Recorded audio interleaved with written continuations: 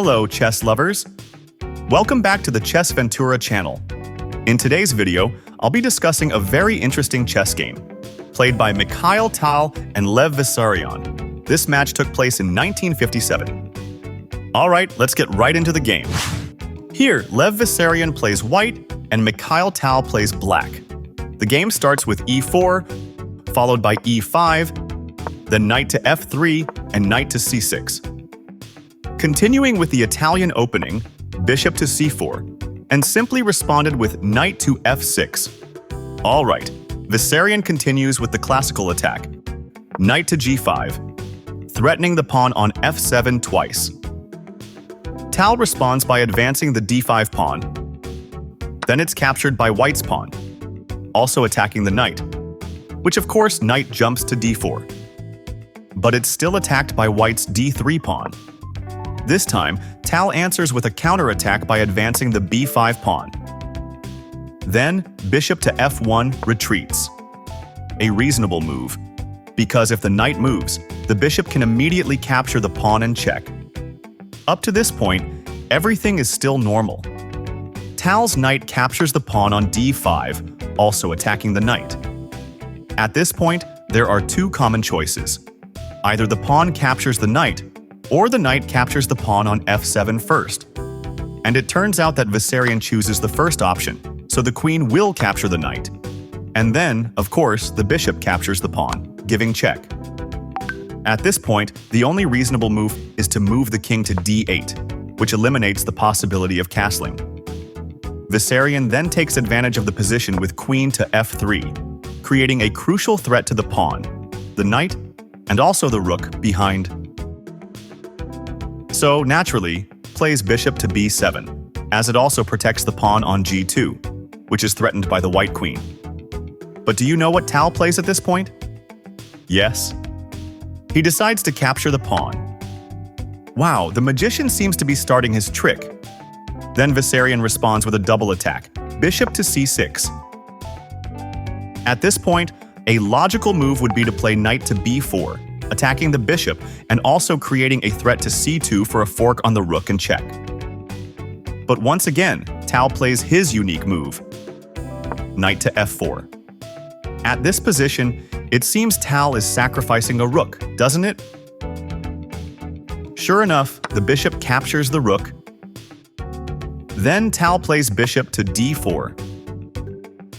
At this position, queen to e4 might seem like a good move, but it opens up the potential attack with bishop to e6 and rook to d8. So instead, Vissarion plays queen to b7, which opens up the possibility of check and maintains the important diagonal.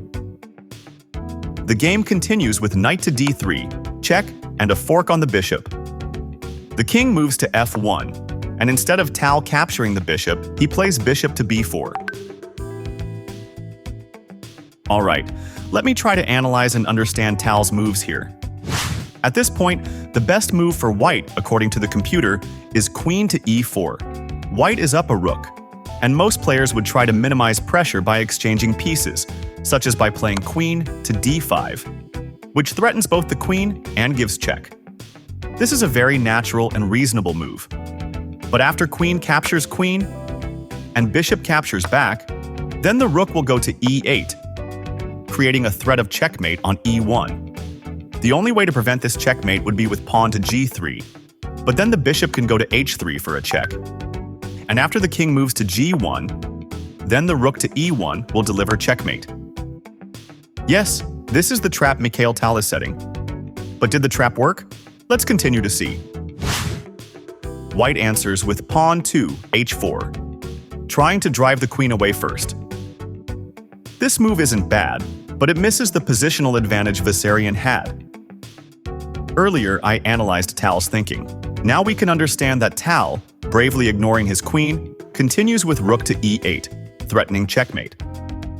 Then pawn to g3 is played, making room for the king to escape. And Tal plays rook to e1, giving check. The king moves to g2, and then Tal saves his queen by moving it to f6. And once again, Mikhail sets a trap. Let's analyze. Look at how dangerous this rook is. It is so powerful on the first rank, locking the king in place while also attacking the bishop twice. So, the only choice for white is to capture the rook with the rook. But instead of immediately capturing back, Tal plays bishop to f3, attacking the queen and giving check. The queen must capture the bishop, and then knight captures rook, forking the king and queen. No matter where the king goes, it is clear that the knight will capture the queen. Then the bishop will capture the knight, and the queen will capture back. If the game continues, it is guaranteed the bishop will be lost. Tal's trap is truly amazing. Now, let's return to the actual game. Vissarion chooses to respond with queen to b8. Check, a very natural and reasonable move, guarding the f3 square with the bishop. If the king moves to e7, then the rook will capture the rook with check.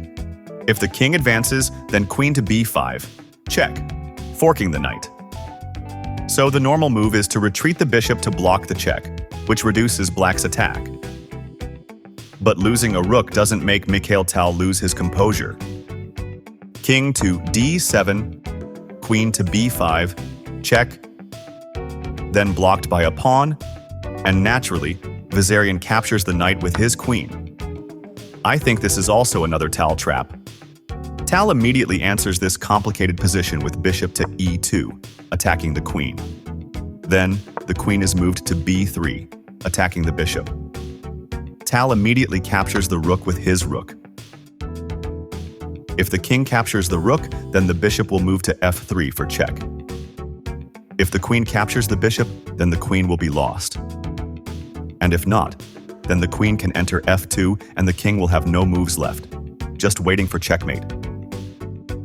Vissarion plays pawn to f4, and then queen to f5, which can later be moved to h3 for a check. But I think at this point there is no hope left for white. Vissarion is forced to capture the rook. Then queen to h3 check, king to g1, followed by queen to f1 check, king to h2, queen to f2 check, king moves to h3, bishop to f1 check, king to g4, and then queen to e2 check, king to f5, and finally, bishop to h3 check. At this point, Vissarion resigns. Okay, how would this game continue? Let's analyze. At this point, the king has only two options. If the king moves to g5, then it will clearly be checkmated by the pawn. And if the check is blocked by the pawn will be captured by the bishop, giving check. And this forces the king to stay on g5, leading to checkmate by the pawn. Wow, what a spectacular game, right? White has a material advantage with many pieces, but they are all out of play. Two pieces are completely passive and unable to move. Alright, that's it for this video. If you liked this video, don't forget to like and subscribe for more interesting content. See you in the next video.